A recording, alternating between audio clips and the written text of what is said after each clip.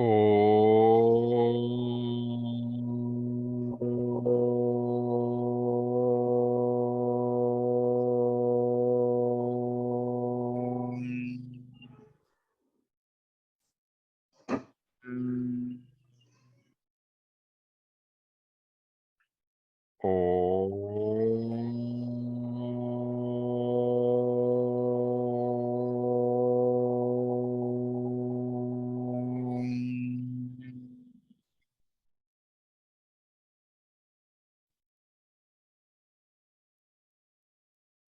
श्री गणेशाय नमः। ओम श्री सरस्वत्यै नमः। ओम श्री गुरुभ्यो नमः। श्रुतिस्मृतिपुराणानाम् आलयं करुणालयं नमामि भगवत्पाद शङ्करं लोकशङ्करं शङ्करं शङ्कराचार्यं केशवं बादरायणं सूत्रभाष्यकृतौ वन्दे भगवन्तौ पुनः पुनः। ईश्वरो गुरुरात्मेति मूर्तिभेदविभागिने व्योमवद्व्याप्तदेहाय दक्षिणामूर्तये नमः। योऽन्तः प्रविश्य मम वाचमिमां प्रसुप्तां सञ्जीवयत्यखिलशक्तिधरस्वधाम्ना अन्यांश हस्तचरणश्रवणत्वगादीन् प्राणान् नमो भगवते पुरुषाय तुभ्यम्। पिछली बार हमने छठे अध्याय का चिंतन समाप्त किया था। उसी छठे अध्याय का पूर्वावलोकन हम फिर से एक बार करेंगे। उसके पूर्व छठे अध्याय के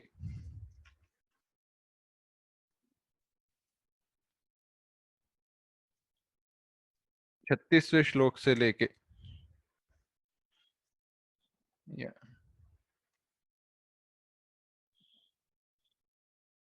43 श्लोक तक एक साथ पढ़ेंगे।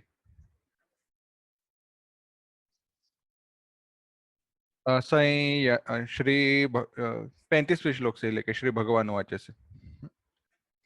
श्री भगवानुवाच असंशयं महाबाहो मनोदुर्निग्रहं चलम् अभ्यासेन तु कौन्तेय वैराग्येण च गृह्यते असंयतात्मना योगो दुष्प्राप इति मे मतिः वश्यात्मना तु यतता शक्यो वाप्तुमुपायतः। अर्जुन उवाच अयति श्रद्धयोपेतः योगाच्चलितमानसः अप्राप्य योगसंसिद्धिं कां गतिं कृष्ण गच्छति कच्चिन्नो भयविभ्रष्टः छिन्नाभ्रमिव नश्यति अप्रतिष्ठो महाबाहो विमूढो ब्रह्मणः पथि एतन्मे संशयं कृष्ण छेत्तुमर्हस्य शेषतः त्वदन्यः संशयस्यास्य छेत्ता न ह्युपपद्यते।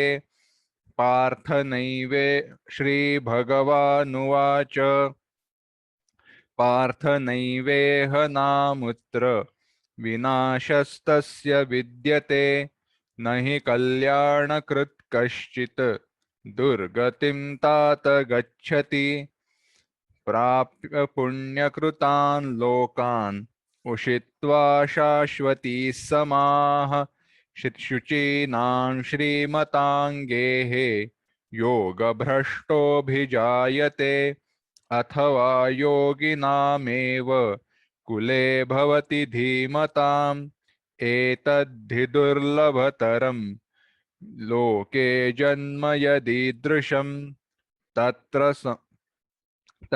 तं बुद्धिसंयोगं लभते पौर्वदेहिकं यतते च ततो भूयः संसिद्धौ कुरु नन्दन पूर्वाभ्यासेन तेनैव ह्रियते ह्यवशोऽपि सः जिज्ञासुरपि योगस्य शब्दब्रह्माति वर्तते प्रयत्नाद्यतमानस्तु योगी संशुद्ध किल्बिषः अनेकजन्म संसिद्धः ततो याति परां गतिं तपस्विभ्योऽधिको योगी ज्ञानिभ्योऽप्यधिको मतोऽधिकः कर्मिभ्यश्चाधिको योगी तस्माद्योगी भवार्जुन योगिनामपि सर्वेषां मद्गतेनान्तरात्मना श्रद्धावान् भजते यो मां समे युक्ततमो मतः।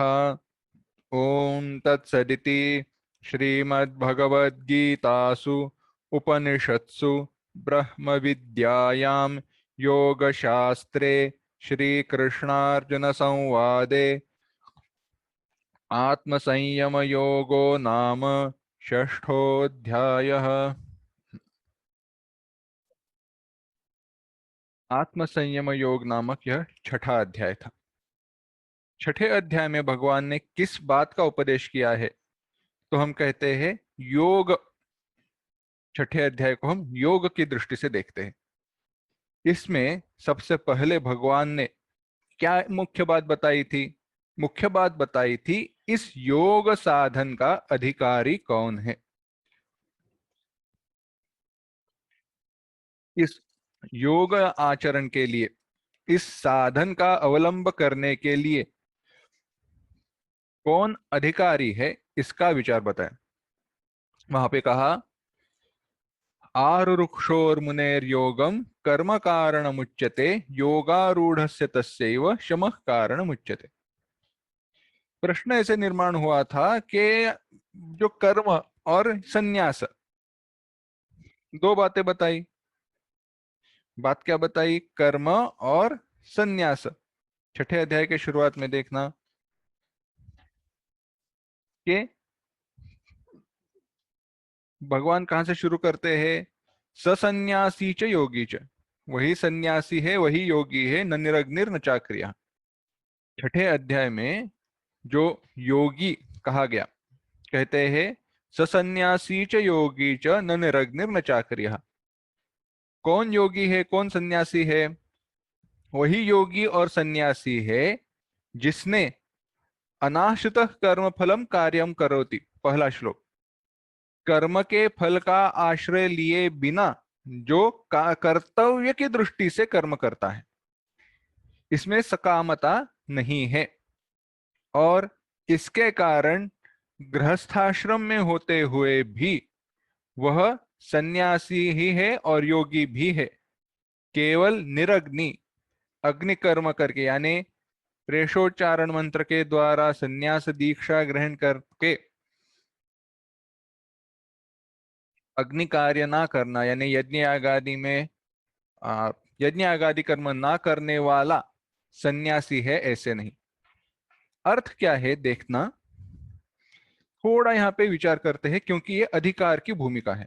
छठे अध्याय में यह महत्वपूर्ण है। देखो, हम अपने आप, हम कहते हैं कि हम गृहस्थ है, हम कहते हैं हम गृहस्थ है, पर बात ऐसी होती है, देखना, सचमुच में हम गृहस्थ है नहीं। हाँ, माना हम गृहस्थ है, पर अगली बात यह है हम सचमुच में गृहस्थ है नहीं। अब ये कैसी बात हुई? आप कहते हो गृहस्थ हो पर गृहस्थ हो नहीं। आसान सी बात है, बताते हैं। देखो, गृहस्थाश्रम यह शब्द हमने तो नहीं बनाया, ये हमारी बुद्धि की तो निर्मिति नहीं है। तो गृहस्थाश्रम इस शब्द की निर्मिति किन्होंने की है? वेदों ने की है, परंपरा में आया है, शास्त्र में गृहस्थाश्रम इस शब्द का चिंतन हुआ है। अगर ऐसी बात है तो बताओ, हम गृहस्थाश्रम या गृहस्थ इस शब्द की व्याख्या करें और जो व्याख्या बताई गई है उसी व्याख्या का अवलंब करें? जो व्याख्या बताई गई है उसी व्याख्या का हमें अवलंब करना पड़ेगा। हमें हमारे मन के द्वारा हमें जैसे चाहिए वैसी व्याख्या हम नहीं कर सकते। अच्छा, तो गृहस्थाश्रमी कौन है? गृहस्थ कौन है?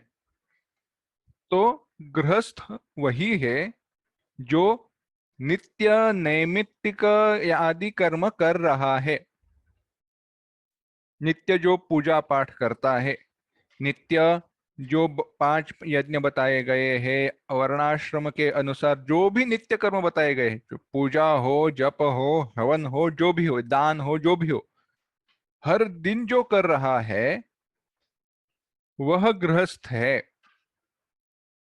नैमित्तिक कर्म कर रहा है वह गृहस्थ है। अब इन सब में मूलतः ही केवल इस जन्म में प्राप्त करने का नहीं, तो अगले जन्म में भी क्या प्राप्त हो सकता है इसका विचार हुआ था। यज्ञ या बहुत आसान सी बात है, बताते हैं। हमारे यहाँ पे 5 यज्ञ बताए गए हैं। 5 यज्ञ क्यों बताए गए हैं? भूत यज्ञ, मनुष्य यज्ञ, देव यज्ञ, पितृयज्ञ वगैरह उनके नाम हैं। क्यों बताए गए हैं? इसके लिए बताए गए हैं क्योंकि हमारे दिन भर में जो भी कर्म होते हैं उनमें जो भी जीवों की हत्या हो रही है, उस हत्या का प्रायश्चित्त हो, इसके लिए कंडनी, पेशणी, चुल्ली वगैरह वह कारिका आती है, श्लोक आता है। क्या कहा है? कुछ नहीं, कुछ बड़ी बात नहीं कही, बस इतना ही कहा है। आप आटा पीसते हो, चावल उबालते हो, कूड़ा कचरा घर का साफ करते हो, इतना ही नहीं, चावल पकाते हो, सब्जी काटते हो। इन सब में छोटे छोटे जहां कहीं कहीं जो जीव है उनका विनाश हो रहा है, उनकी मृत्यु हो रही है, उनकी कहीं मृत्यु हो रही है ना? अगर उनकी कहीं मृत्यु हो रही है तो बात ऐसी होती है, अच्छा, तो उनके मृत्यु के लिए हम रिस्पॉन्सिबल है, वो हमारा कर्म है। चाहे वो कोई दूसरा कर्म करते हुए बीच में हुआ वो कर्म हो, पर उसका प्रायश्चित्त तो हमें लेना ही पड़ेगा। और उसका प्रायश्चित्त लेने के लिए यह सारे बताए गए हैं। यानी जो भी विचार है, पारलौकिक विचार अगले जन्म का, वह हमारे कर्म में, दैनंदिन कर्म, दैनंदिन जीवन में अंतर्भूत था, अलग से रखा नहीं था। इसीलिए हमारी जो दैनंदिन क्रियाएं हुआ करती थी वह चित्त शुद्धि की तरफ हमें लेकर जाया करती थी। आज हम देखा जाए तो विवाह हुआ है, बच्चे हैं, इसलिए हम अपने आप को गृहस्थ कहते हैं, पर कितने नित्य और नैमित्तिक कर्म हम करते हैं? आप अगर कहो कि परिवार वालों के लिए नौकरी करना वगैरह नित्य कर्म हम कहेंगे, पर वह काम्य कर्म है। व्याख्या के अनुसार उसे नित्य कर्म नहीं कहा जा सकता, वह काम्य कर्म है। और वह हम काम्य बुद्धि से करते हैं या कर्तव्य बुद्धि से करते हैं, इसका विचार करना चाहिए। इस दृष्टि से देखा जाए तो हम कभी कभी गृहस्थ होते हैं। इसीलिए योग साधन का विचार करते हुए, योग साधन का अधिकारी कौन है इसका विचार करते हुए कहा गया, ससन्यासी च योगी च कैसा अनाश्रित कर्म फलम कार्यम कर्म करोति। कर्म कार्य को करने वाला, पर कैसा कर्म करेगा, करे, कर्म की, कर्म करने की उसकी प्रक्रिया कैसे रहती है, किस प्रकार से वह कर्म करता है? कहा, कर्म के फल का आश्रय लिए बिना, यानी जो भी कर्म हो, सबका सब कर्म उसके द्वारा, संपूर्ण कर्म केवल और केवल कर्तव्य की बुद्धि से हो रहा है। और यह सबसे बड़ी महत्वपूर्ण अहम बात है। सारा कर्म उसका कैसे हो रहा है? कर्तव्य की बुद्धि से हो रहा है। अब बात बताओ, जब कर्तव्य की बुद्धि से हमारा कर्म नहीं हो रहा है, यानी हम कर्मयोग के लिए प्रयास करने के लायक है, तो वहां पे क्या हमारे द्वारा योग का आचरण किया जा सकता है? तो यहाँ पे फिर से उत्तर वही है, हाँ और नहीं। योगा योग साधन का जो आचरण बताया है, उसके लिए तुम अधिकारी नहीं हो, पर उसमें जो साधन बताए हैं, उन साधनों का अवलंब तुम एज अ प्रैक्टिस के तौर पर कर सकते हो।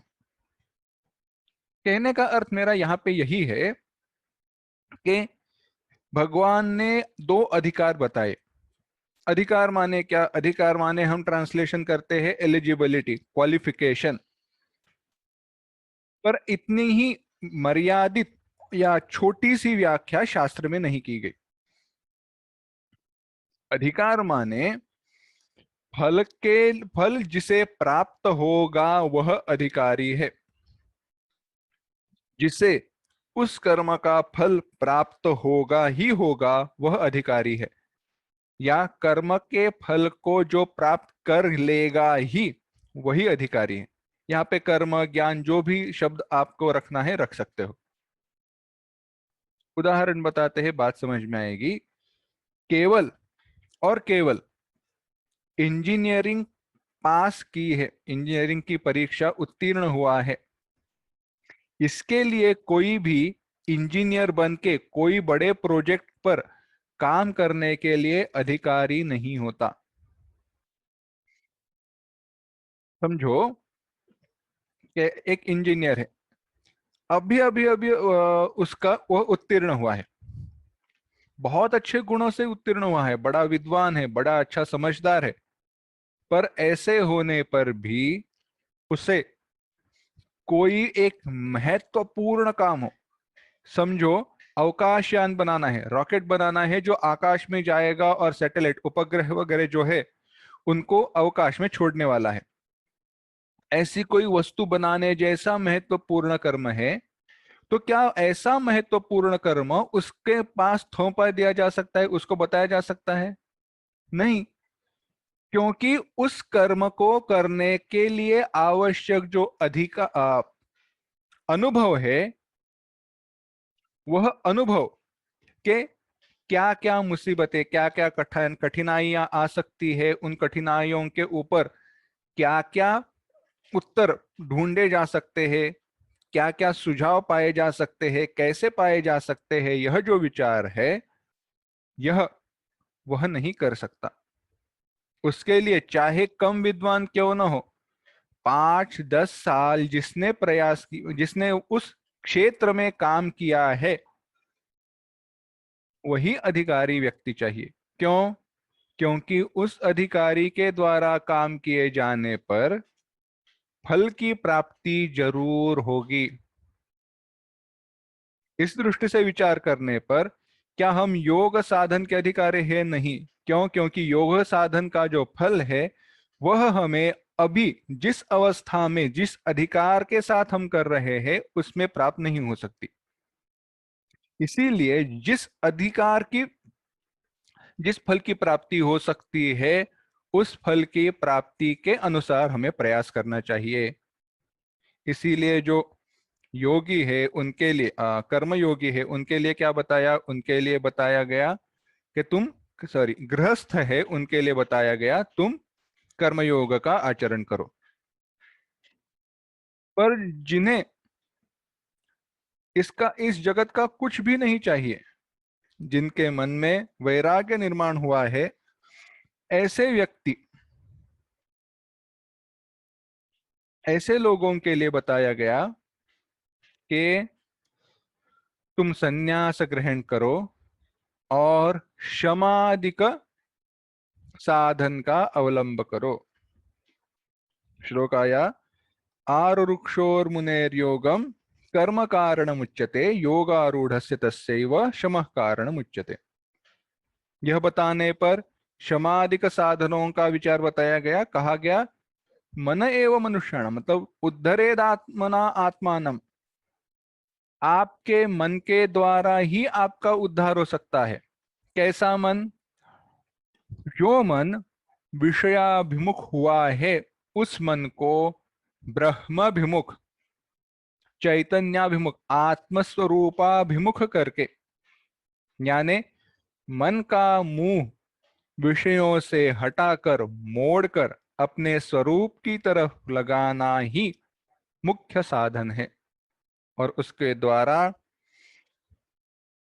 आत्म सुख की, आत्मज्ञान की, ब्रह्म की प्राप्ति हो सकती है।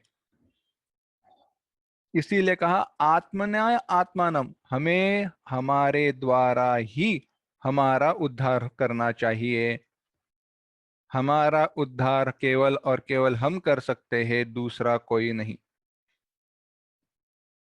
इसी के लिए दूसरे उदाहरण बताए गए थे। अगर मैं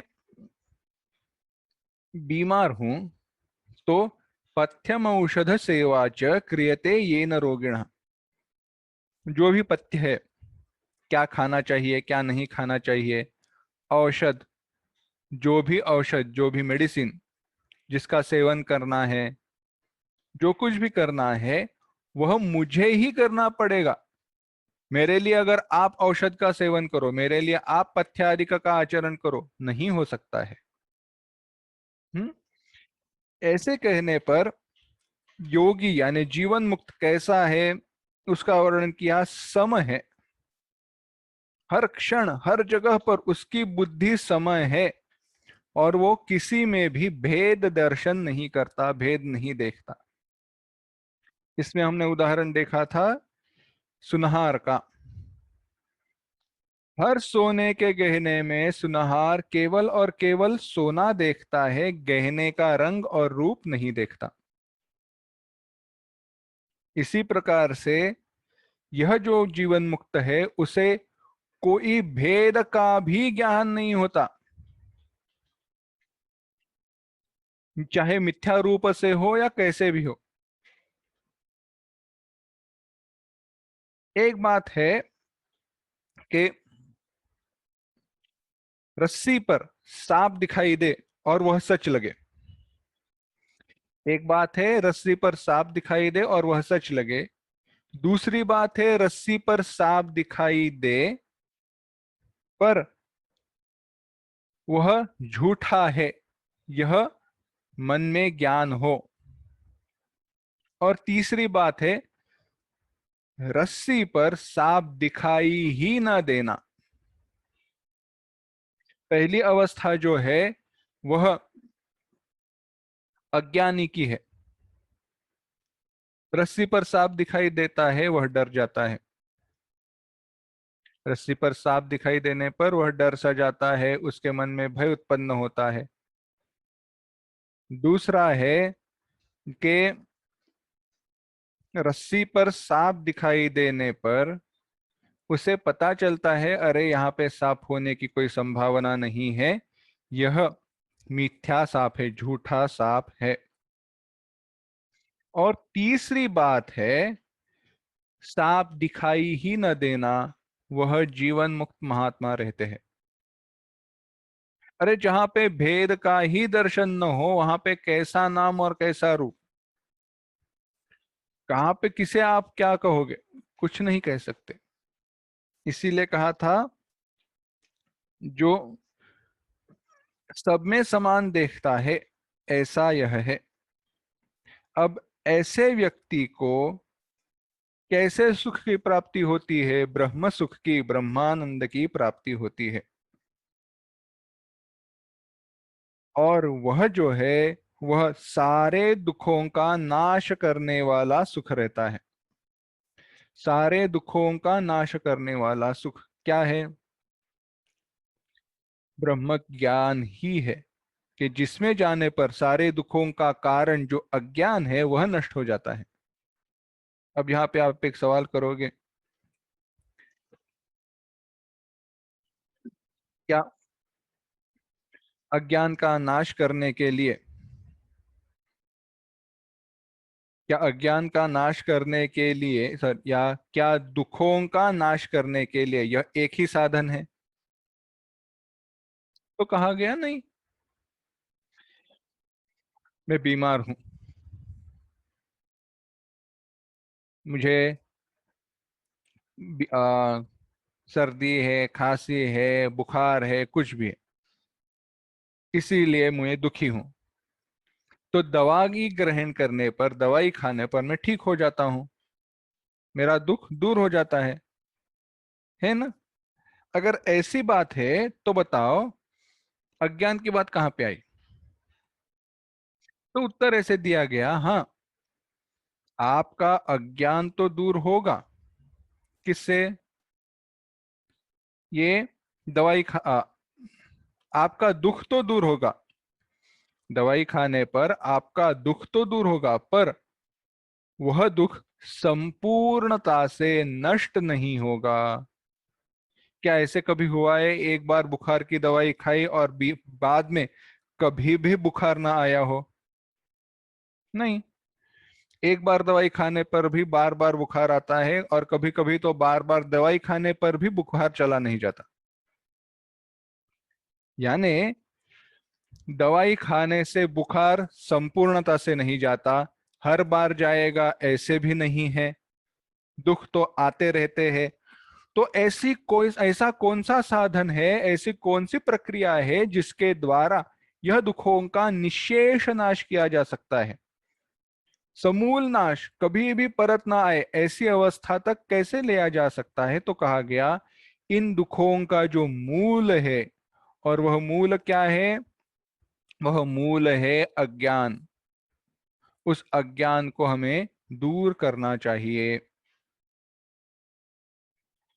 तो प्रश्न आता है, यह अज्ञान को दूर कैसे करें? अज्ञान को दूर ज्ञान से किया जा सकता है। तो यह अज्ञान क्या है और ज्ञान क्या है? अज्ञान बस मेरे आत्मस्वरूप को न जानना ही अज्ञान है। मैं मेरे आत्मस्वरूप को नहीं जानता हूं, वही अज्ञान है। हम्म?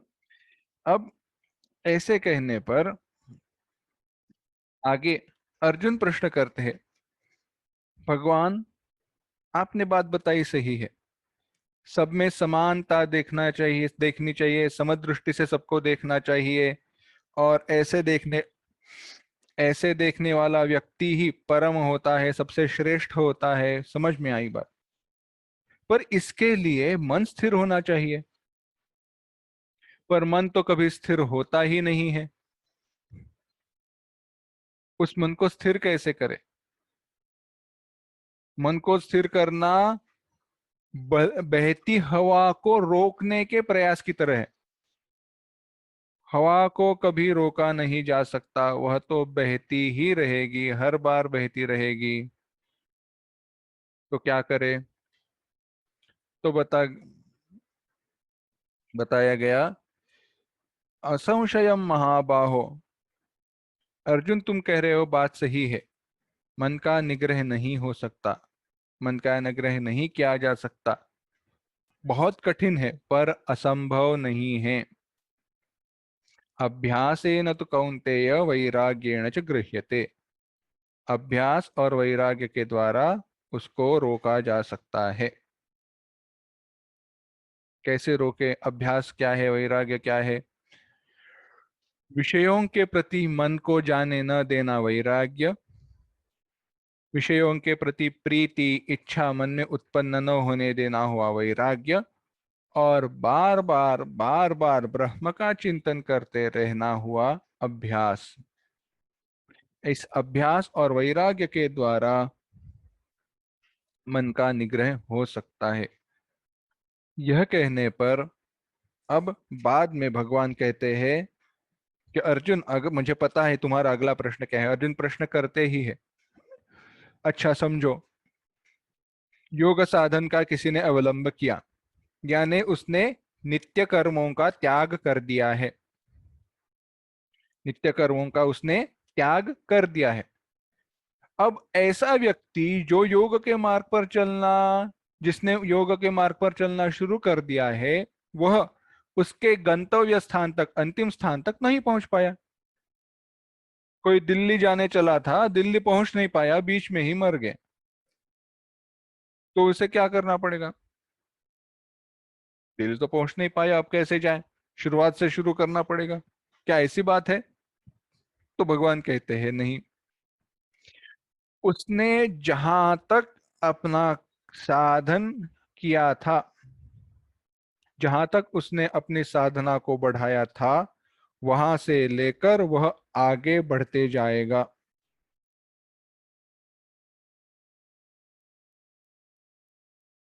वहां से वो आगे बढ़ेगा। उसे पीछे से फिर से शुरुआत से शुरू करने की आवश्यकता नहीं है।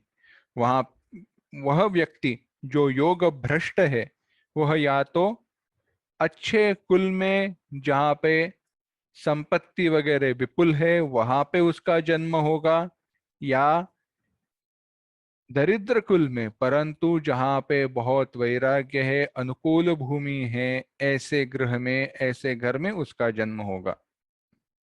ये सब कहने पर भगवान अब अंत में कहते हैं छठे अध्याय में, योगिनामपि सर्वेषां मद्गतेनांतरात्मना श्रद्धावान भजते यो माम समे युक्त तमो मतः। और इन सारे योगियों में भी जो श्रद्धावान मेरे जगह पर, मुझ में अंतरात्मा को स्थापन करता है, वही मुझे सबसे श्रेष्ठ दिखाई देता है। जो अपने मन को मुझ में समाहित कर देता है, वही सबसे श्रेष्ठ है। ये सारी बातें होने पर छठे अध्याय के अंत में यहाँ पे प्रश्न निर्माण होता है, भगवान आप कहते हो आप में, आप में मन को समाहित करना है, आप में मन को एकाग्र करना है, कौन हो आप? आपका स्वरूप क्या है? आप में मन को समाहित करना है, इसका अर्थ क्या है? अब इस सब का विचार सातवें अध्याय में आता है। यहाँ पे सातवें अध्याय को शुरू करने से पहले एक बात समझना कि इस पूरे भगवत गीता की अध्यायों की आ, अध्यायों के विभाग, इस सारे भगवत गीता के 18 अध्यायों के जो विभाग है, वह मधुसूदन सरस्वती जी ने इस प्रकार किए हैं। वह कहते हैं 1 से 6, पहले 6 अध्याय जो है वह त्वम पद के वाचक है। पहले 6 अध्याय त्वम पद के वाचक है, क्योंकि सब जगह पर आत्मा, आत्मस्वरूप क्या है, ऐसे ही प्रमुखतः विचार आया है।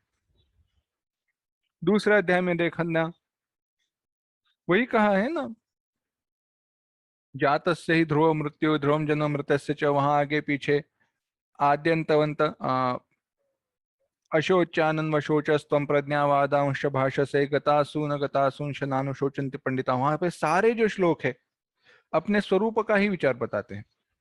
अच्छा, तो आगे चलते हैं। 7वें अध्याय से 12वें अध्याय में तत्पद का विचार बताया है। तत्पद माने ईश्वर। आत्मा क्या है बताया गया, जीव क्या है बताया गया, अब ईश्वर या ब्रह्म क्या है वह बताएंगे। विचार कहाँ कहाँ पे आया है? विचार आया है 10वें अध्याय में, 11वें अध्याय में मुख्यतः विचार आया है।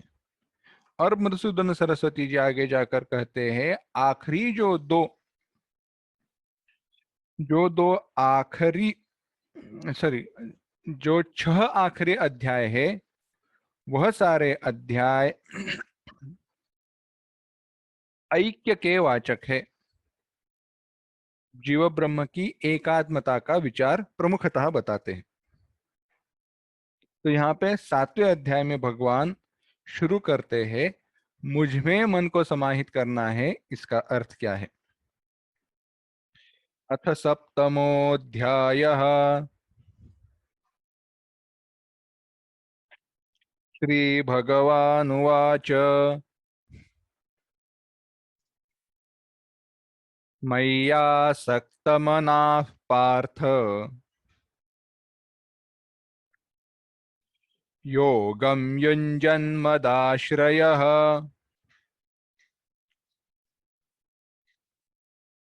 असंशयं समग्रं माम् यथा ज्ञास्यसि तच्छृणु। एक साथ। श्री भगवानुवाच मय्यासक्तमनाः पार्थ योगं युञ्जन्मदाश्रयः असंशयं समग्रं माम् यथा ज्ञास्यसि तच्छृणु। भगवान कहते हैं, हे पार्थ, हे पार्थ, मय्यासक्त मनाः, मयि आसक्त मनाः, मदाश्रयः। मयि आसक्त मनाः माने जिनका मन मुझ में ही समाहित हो गया है, मन मुझ में आसक्त हुआ है, ऐसे। जिनका मन मुझ में आसक्त हुआ है ऐसे। मदाश्रयः, जिन्होंने मेरा आश्रय लिया है वह। समग्रम योगम युंजन, समग्रम सारा संपूर्ण, योगम युंजन योगाभ्यास करते हुए, या योगाभ्यास करने वाला क्यों न हो। समग्रम माम, समग्र माने विभूति बल ऐश्वर्य गुण संपन्न। जो विभूति बल ऐश्वर्य गुण इत्यादियों से संपन्न है, संपूर्ण है, ऐसे मुझे यथा प्रकारम संशय असंशयम न्यास्यसि। असंशय यानी संशय को पीछे छोड़े बिना, संशय को निर्माण किए बिना, न्यास्यसि जान लोगे, तच्छृणु वह तुम जानो। भगवान कहते हैं कि हे अर्जुन, मुझ में जिनका मन आसक्त हुआ है, जिन्होंने मेरा आश्रय किया है, जो मेरे विभूति बल ऐश्वर्य इत्यादियों को जानने वाले हैं, योगाभ्यास करने वाले जो है, वह असंशय निस्संशय मुझे जानते हैं। और उनके प्रकार से तुम अगर मुझे जानने का प्रयास करो, तुम भी जान जाओगे। कैसे जान जाओगे? तो भगवान कहते हैं बताएंगे। यहाँ पे बड़ा सुंदर एक शब्द आया है, कहते हैं मयि आसक्त मनाः मदाश्रयः। एक विचार हमने इसका ऐसे भी किया था, देखा था, मच्चित्तः मद्गत प्राणः, मच्चित्तः मन्मनः। अर्थ क्या है? अर्थ बस इतना ही है, उनका चित्त मन संपूर्णता से भगवान का हो गया है, भगवान का ही चिंतन करता है, दूसरा किसी का दूसरा कोई चिंतन नहीं कर रहा हो। आज एक सामान्य विचार करते, समझो क्या हम भगवान का आधार लेते हैं या नहीं लेते? हुआ ऐसे, एक बार एक पुजारी था, भगवान की बड़ी श्रद्धा के साथ पूजा करता था, पर हुआ ऐसे, कोई कठिनाई आई। कठिनाइयां आने पर वह उन कठिनाइयों से जूझने लगा, जूझने लगा, जूझने लगा, जूझने लगा। कोई उसको उत्तर नहीं मिल रहा था। बाद में जाकर उसे पता चला, अरे यह तो भगवान मेरी परीक्षा ले रहे थे। दूसरा एक आसान सा उदाहरण बताते हैं, दूसरा और भी सुंदर है। मधुसूदन सरस्वती जी या श्रीधर जी के, श्रीधर स्वामी जी, जिन्होंने महाभारत या फिर इस ग्रंथ पर भी टीका लिखी है, जिनकी भागवत पर हुई व्याख्या बड़ी प्रसिद्ध है। तो हुआ ऐसे, वह मूर्ख थे, मंद थे, अकल कम थी उनमें। और हुआ ऐसे, वो जहां पे रहा करते थे वहां पे कोई राजा था। राजा और प्रधान इनमें एक बार बातचीत हो रही थी, भगवान की कृपा का क्या परिणाम होता है, भगवान की कृपा का क्या परिणाम होता है। तो हुआ ऐसे, अब प्रधान जी ने कहा भगवान जी का, भगवान की कृपा का परिणाम दिखाई देता है, बहुत बड़ा है। राजा मानने के लिए तैयार नहीं था। राजा ने कहा उदाहरण बताओ, दिखा देना, जितने साल लगे उतने लगने दो, मैं तैयार हूं रुकने के लिए। प्रधान जी ने कहा ठीक है। प्रधान जी निकले। रास्ते में उन्होंने इन बच्चे को देखा। बच्चा क्या कर रहा था, तो उसने तेल लिया था, पर किस में लिया था, जोड़ों में, जूतों में तेल भर के वो लेकर जा रहा था। तो प्रधान जी उसके पास गया और कहा क्या कर रहे हो। तो उसने कहा तेल लेकर जा रहा हूं घर पे। कहाँ पे है, जूतों में है। पर कहाँ पे था तेल, सब गिर के खत्म हो गया था। तो प्रधान जी ने कहा देख बेटा, मैं तुम्हारे लिए एक तोहफा लाया हूं, प्रस्ताव लेकर आया हूं। क्या है, तुम घर में घर जा रहे हो, इससे अच्छा है तुम मंदिर में जाओ, मंदिर में मेरे साथ चलो, और वहां पे वो देवी जी का मंदिर है, उसकी प्रार्थना करो, पूजा करो, करते रहो, भगवान की प्रार्थना करो। तो बेटे ने कहा कि तो खाने का क्या, मेरे घर में माँ बाप भी है, मेरे माता पिताजी भी है, उनका क्या। प्रधान जी ने कहा उनकी सारी व्यवस्था देखी जाएगी, सब कुछ देखा जाएगा, बस तुम्हें एक ही करना है, वहां पे बैठकर भगवान का नाम लेना है। उसने कहा ठीक है, ले लेंगे। अब हुआ ऐसे, माँ बाप उनके माँ पिता थे, उनको दिन का खाना जो भी है वह, उसके लिए दाल चावल जो भी है वह सब पहुंचाया गया। यह बैठ गया मंदिर में जाकर, दिन रात बस एक ही काम, भगवान का चिंतन करना है। क्योंकि भगवान का चिंतन करने पर उसका और उसके माँ पिता का पेट भर रहा था। एक दिन हुआ ऐसे, अनुष्ठान के लिए बैठा है, जगह से हिल नहीं सकता, कुछ कर नहीं सकता। तो वहां पे बैठे बैठे उसने देखा कि अरे मंदिर के कहीं ऊपरी हिस्से में किसी ने घोंसला बना दिया है, चिड़िया ने। अब चिड़िया ने घोंसला बना दिया है, हुआ आगे ऐसे, चलो चिड़िया ने घोंसला तो बनाया है, पर उसमें अभी तक बच्चे नहीं है। बाद में उसने अंडे दिए, वहां पे बच्चे भी हुए। अब क्या करे, क्योंकि उसको डर था वो गिरकर मर न जाए। और एक दिन ऐसी ही बात हुई, वह जो एक बच्चा था वो नीचे गिर गया, उस चिड़िया का छोटा बच्चा नीचे गिर गया। अब वो चिल्ला रहा है, उसको भूख लगी है। उतने में हुआ ऐसे, वहां पे कोई मक्खी आई। मक्खी आई और वहां पे लटकाए हुए जो दिए रहते हैं ना, उसके पास गई। उसके पास जाने कर पंख जल गए, वह नीचे गिर गई, और जो वो नीचे गिर गई वो इस छोटे पंछी के बच्चे के मुंह में जाकर गिर गई।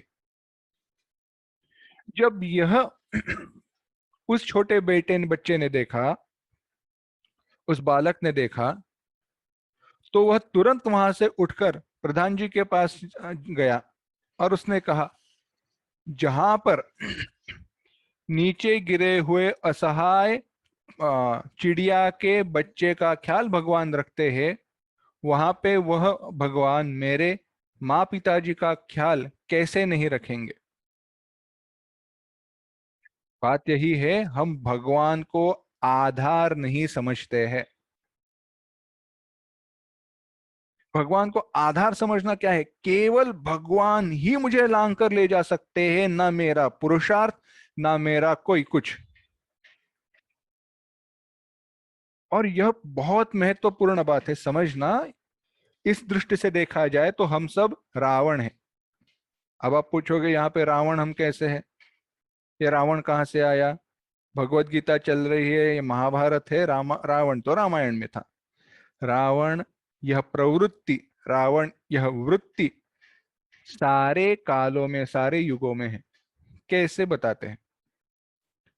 रावण प्रचंड विद्वान था, प्रकांड पंडित था, बड़ा ज्ञानी था, पर उस विद्वत्ता ने उस ज्ञान ने ही उसका विनाश किया। हुआ ऐसे, देखना, वह जो आ, हाँ, बड़ा ज्ञानी था, बड़ा पंडित था, उसका विश्वास क्या था? मैं तपस्या करता हूं और उस तपस्या का फल मुझे मिलता ही है। यानी चाहे वो ब्रह्मदेव हो, चाहे विष्णु हो, चाहे शिवजी हो, वह मेरे किए हुए कर्म का फल देने के लिए बंधे हुए जीव है, ऐसी उसकी धारणा थी। इसीलिए प्रभु श्री राम जी को उसने कभी ब्रह्म समझा ही नहीं, ईश्वर समझा ही नहीं। क्योंकि उसके लिए ईश्वर माने क्या? मेरे किए हुए कर्मों का फल देने के लिए जो बंधा हुआ है उसको देने ही पड़ेंगे, बाकी कुछ कर नहीं सकता। और ऐसे होने पर उसका ज्यादा पूरा विश्वास अपने पुरुषार्थ पर था। कभी उसने देव, ईश्वर, इन सब का विचार गहराई से नहीं किया।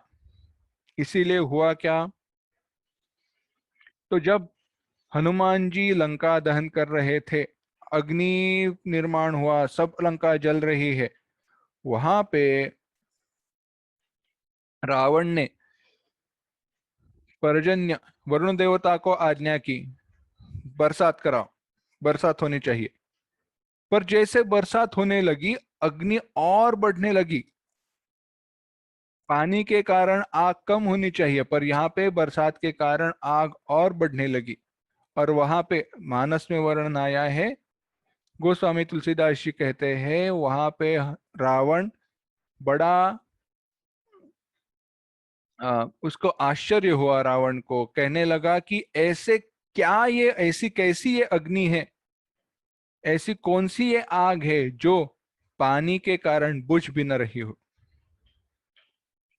कहने का मुद्दा यह है, हम हमारे पुरुषार्थ को, हम हमारे सिद्धांतों को, हम हमारे विचारों को हमारा आधार बनाते हैं, लेकिन इन सारे आधारों का जो अधिष्ठान है, जो आधार है, उन भगवान को हम भूल जाते हैं।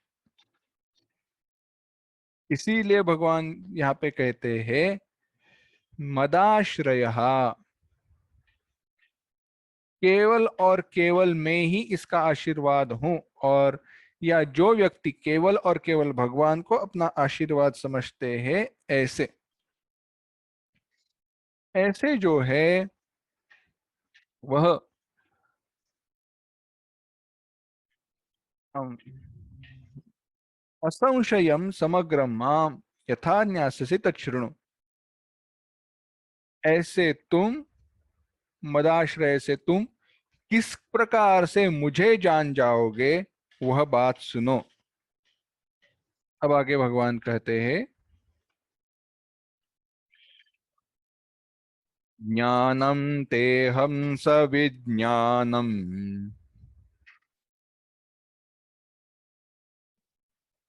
इदं वक्ष्याम्यशेषतः यज्ञात्वा नेह भूयोऽन्यत् ज्ञातव्यमवशिष्यते।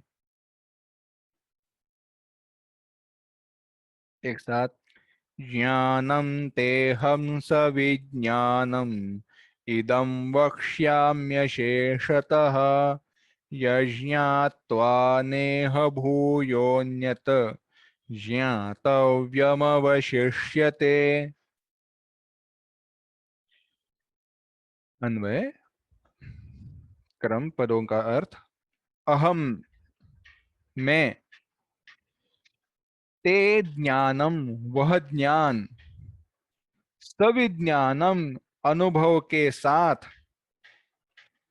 साक्षात्कार के साथ, अशेषतः, संपूर्णता से, शेषतः कुछ तो पीछे छोड़कर, अशेषतः कुछ भी पीछे छोड़े बिना, वक्ष्यामि बताऊंगा, यत ज्ञात्वा इह जिसे जानने पर यहाँ, भूयः अन्यत ज्ञातव्यम न अवशिष्यते, दूसरी कोई जानने योग्य वस्तु रहती ही नहीं है। दूसरी कोई जानने योग्य वस्तु रहती ही नहीं है। भगवान कहते हैं मैं तुम्हें उस ज्ञान को बताता हूं, साक्षात्कार सहित ज्ञान को बताता हूं, जिसे जानने पर, जिसे प्राप्त करने पर कोई दूसरी जानने योग्य वस्तु रह नहीं जाती। ये कैसे संभव है? ऐसा कौन सा ज्ञान है जिसको जानने पर सारी चीजें ध्यान में रह जाएंगी? बस आसान है। क्या करें? केवल इतना ही करें, स्वरूप को देखे, बाकी कुछ न देखे। फिर से सुनहर को हमारे बुलाते हैं, सुनहर जी आ जाओ, ये लो, ये सारे गहने हैं, कीमत क्या होगी इसकी? सुनहर कहेंगे जितना सोना उतनी। उन सारे गहनों में जितना सोना है उतनी उन गहनों की कीमत। क्योंकि हमसे खरीदते वक्त सुनहर कभी उसमें कारागिरी क्या है उसका पैसा तो नहीं लेगा ना। हम सुनहर से सोने की वस्तु खरीदते हैं तो कारागिरी के भी पैसे देते हैं, पर अगर हमसे वह खरीद रहा है तो कारागिरी के तो पैसे नहीं लेगा। वह क्या कहेगा? बस सोने के पैसे इतने हैं। तो बात ऐसी है, केवल सोना है यानी स्वरूप को जानने पर सारे गहने ज्ञात हुए। मुझे गहने का नाम पता नहीं है, वो हार क्या है, या वो हार है, या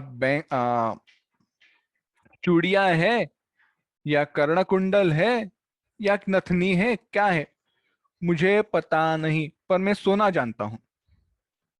और अगर ऐसी वस्तु मेरे सामने आए और मैं कहूं यह सोना है, इसकी कीमत ये है, तो कुछ भी गलत नहीं हुआ। यानी सोने को जानने के कारण, उसके उन वस्तुओं के मूल को जानने के कारण सारी वस्तुएं ज्ञात हुई, सब कुछ ज्ञात हुआ। पर यहाँ पे भगवान कहते हैं इतना ही नहीं, इसको जानने पर दूसरा कोई जानने योग्य बचता ही नहीं है।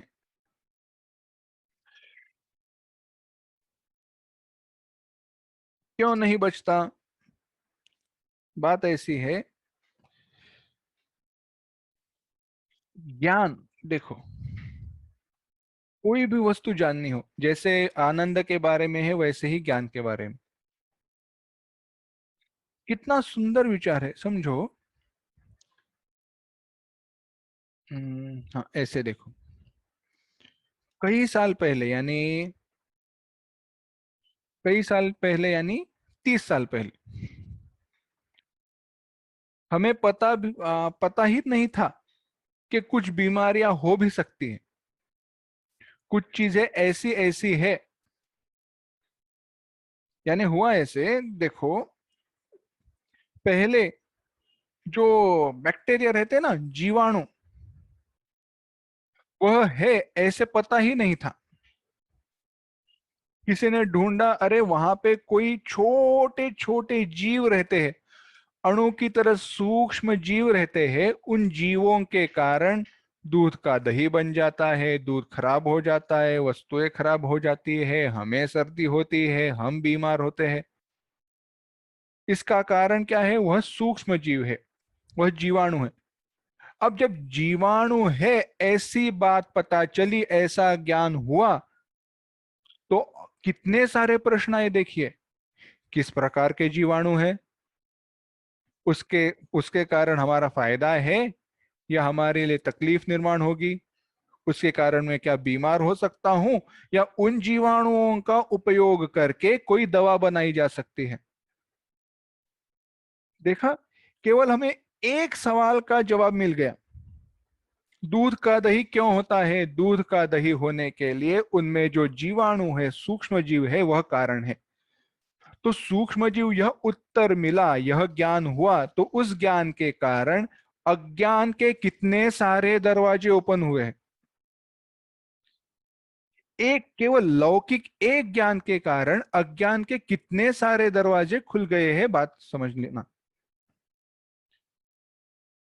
लौकिक कोई भी ज्ञान हो, वह ज्ञान नए नए अज्ञानों को जन्म देगा ही देगा। स्कूल में हम ये वर्तुल, रेखा निकाला करते थे। तो कैसे एक बीच में केंद्र बिंदु रहता है, एक छोटा निकालते हैं, बाद में वो बड़ा होता जाता है, बड़ा होता जाता है, बड़ा होता जाता है। तो या फिर एक ऐसे ध्यान में रखना, बीच में एक हमने एक बिंदु बनाई है, बिंदी के आजू बाजू में हमने एक सर्कल बनाया। अब जो भी सर्कल पे जो भी सारे बिंदुएं हैं, उन सारे बिंदुओं पर मैंने उतना ही बड़ा सर्कल निकाला, उतना ही बड़ा वर्तुल जो मैंने पहले निकाला था। तो होगा कैसे? सारे जो वर्तुल है ऐसे गोल गोल गोल गोल गोल गोल आ जाएंगे और नया एक वर्तुल हो जाएगा। यानी बात ऐसी है, ये जो वर्तुल निकाला उतना ही मैं अभी जान सकता हूं, अभी मेरी जानने की क्षमता उतनी ही है। चलो समझो, उतनी ही क्षमता के साथ जितना जाना है, मैंने पहले से जान लिया है, वहां पे जाकर मैं और आगे खोजने का प्रयास करता हूं। तो ऐसे वो बढ़ते ही जाएगा। नियम ऐसे हुआ, जितना भी लौकिक ज्ञान हो, वह नए नए अज्ञान को जन्म देगा ही। The more you know, the more, the larger will be the sphere of ignorance. The more you come to know, the more you know, larger will be the sphere of ignorance. The larger will be the circle of ignorance. तो ऐसा ज्ञान किस काम का, जिसे प्राप्त करने पर और 10 सवाल उत्पन्न होते हो? मैं आपको उदाहरण बताता हूं, समझो। आप घर में अकेले हो, लॉकडाउन का समय है, आपका वैक्सीनेशन हो गया है, बाकी सब लोग वैक्सीनेशन के लिए गए हैं, आप घर में अकेले हो। आपको जलने की बुआई आपने देखा, तो घर में किसी कोने में आग लगी हुई है, कैसे लगी, क्यों लगी, पता नहीं, पर लग गई है। तो आप निकलते हो, अरे आग बुझानी है, फोन के लिए जाते हो, फोन लाइन डेड है, बारिश हुई है, मोबाइल टावर काम नहीं कर रहा है। दरवाजा खोलने के लिए जाते हो, दरवाजा बाहर से बंद है, गलती से जो लोग हैं उन्होंने बाहर से बंद कर दिया। आप चिल्लाना चाहते हो, पर आजू बाजू के लोग हैं, उन्होंने खिड़की को बंद कर दिया था, क्योंकि बहुत बारिश हो रही थी। अब ऐसी अवस्था में आग को तो बुझाना है, आप अकेले बुझा नहीं सकते हो, लोगों तक पहुंचने का आपके पास कोई भी चारा नहीं है। इस समय में, ऐसी अवस्था में आप क्या करोगे? आप प्रश्न पूछोगे, अच्छा कितना जोर से, कितने जोर से हम चिल्ला सकते हैं? कितने भी जोर से हो। क्या हम उस आग को हम स्वयं बुझा सकते हैं? नहीं बुझा सकते। क्या घर में फायर एक्सटिंग्विशर है? नहीं है। यानी जो भी अभी आपके पास ज्ञान उपलब्ध है, उसके कारण कई सारे प्रश्न आपके सामने निर्माण हुए हैं। पर इसका, इस जो भी यह प्रश्न है, आग को बुझाना है, इस प्रश्न का एक ही उत्तर है, सोचना बंद कर दो। मैंने क्या कहा था? सोच समझो, समझना बंद कर दो, लगी हुई आग बुझ जाएगी, है ना? उत्तर बाहर नहीं ढूंढना है, उत्तर हमें अंदर ढूंढना है। हुआ कैसे है देखना, समझ लो, यह हम भूल गए। सोचो, हम भूल गए। और आगे से क्या हुआ, आगे सब कुछ हमने सत्य मान लिया। घर में हम अकेले हैं, बाकी हमारा वैक्सीनेशन हो गया है, बाकी सब लोग वैक्सीनेशन के लिए चले गए हैं, से लेके बारिश तक, आग लगने तक सब कुछ हमने सत्य मान लिया। और बाद में इसमें ही हम उत्तर ढूंढने लगे। कैसे मिल सकता है जहां पे हमारा प्रश्न ही गलत हो?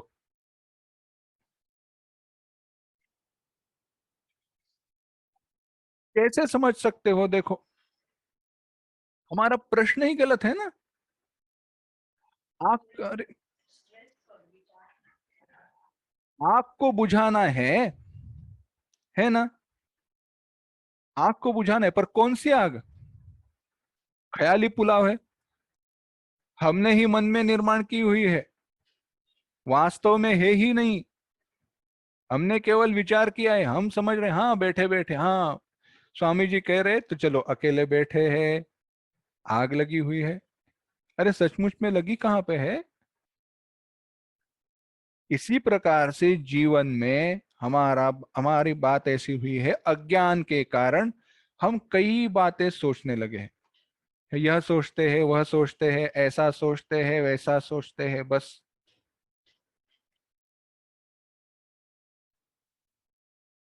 होता ऐसे है, इसमें ही हम फंसे हुए रहते हैं। फिर से समझना, पहला हमने हमारा सिद्धांत क्या था? पहला हमारा सिद्धांत था, जितना और जानो उतना अज्ञान बढ़ते जाएगा। मैंने पहला वाक्य उदाहरण में बताया था, सोचो, समझो, यानी आगे की सारी बातें झूठ है,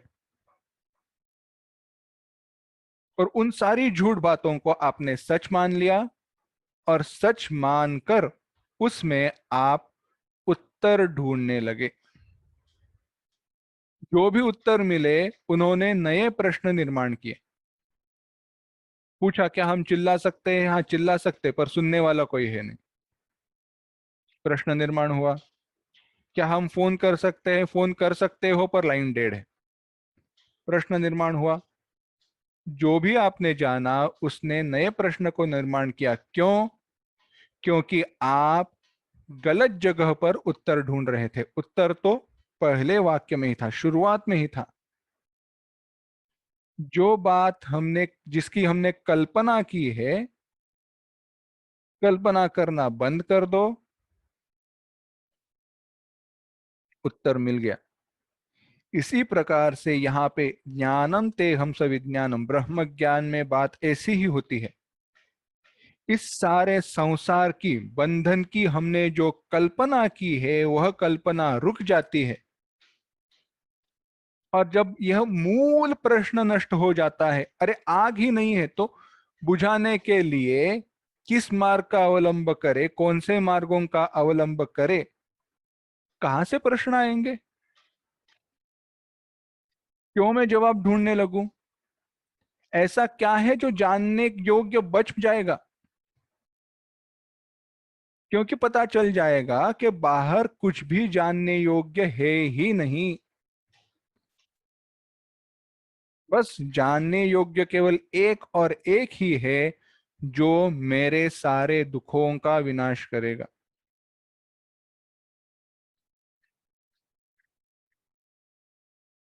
इस उदाहरण को कई सारे प्रकारों से मोड़ा जा सकता है। आप विचार करना, वह आपका मनन है। फोन लग भी गया, फायर ब्रिगेड तो आनी चाहिए, एम्बुलेंस तो आनी चाहिए, है ना? कई सारे सवाल प्रश्न हो जा, कहीं पे वहां पे उत्तर नहीं, उत्तर बस एक ही है। अरे जो ख्याली आग है उसको क्या बुझाना, बस। यह जगत मेरे मन की निर्मित है, ईश्वर की निर्मित है, बात सही है, पर इसको मैंने सत्य माना है, ऐसे नहीं। अच्छा, तो हमारे स्वरूप का ज्ञान होना चाहिए। क्या है वह ज्ञान? अहम ब्रह्मास्मि। अरे ये तो हम कई सालों से जानते हैं स्वामी जी, बचपन से सुना है, मैं ब्रह्म हूं। बात सही है, पर भगवान इसीलिए कहते हैं केवल अहम ब्रह्मास्मि, मैं ब्रह्म हूं, यह जानना ही नहीं, सविज्ञानम, साक्षात्कार के साथ जानना है। समझो किसी छोटे बच्चे को बताया चीनी मीठी होती है, शक्कर मीठी होती है, शक्कर मीठी होती है। हाँ, कंठस्थ करो। उसने कंठस्थ किया, शक्कर मीठी होती है, शक्कर मीठी होती है।